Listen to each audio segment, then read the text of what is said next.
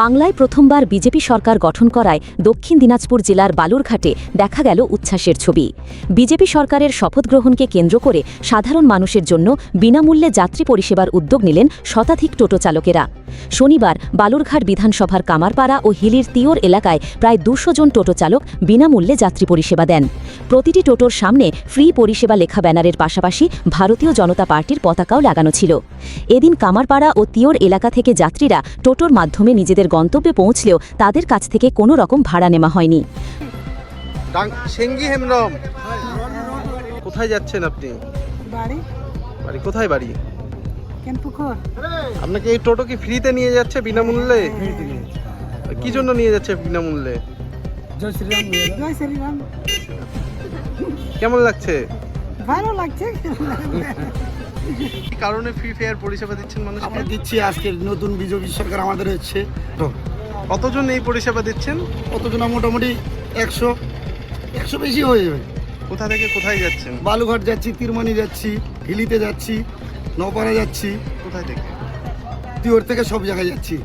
এটা কতদিন দেবেন? আজকেই? আজকে আমাদের ফ্রি, আমাদের সরকার আসছে, আমরা ফ্রিতেই চালাবো আজকে। আর আনন্দে আমরা সবাই চালাচ্ছি ফ্রিতে। টোটো চালকদের এই উদ্যোগকে ঘিরে সাধারণ মানুষের মধ্যেও উৎসাহ ও কৌতূহল লক্ষ্য করা যায়।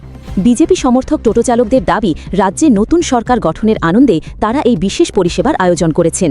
অন্যদিকে টোটো চালকদের এই উদ্যোগকে সাধুবাদ জানিয়েছেন জেলা বিজেপি নেতৃত্বরা। বিজেপি সরকার ক্ষমতায় আসার কারণেই বিধানসভার দুটি জায়গা মিলিয়ে প্রায় ২০০ টোটো চালক শনিবার সকাল থেকে বিকেল পর্যন্ত সম্পূর্ণ বিনামূল্যে যাত্রী পরিষেবা দিয়েছেন বলে দাবি বিজেপি নেতৃত্বের।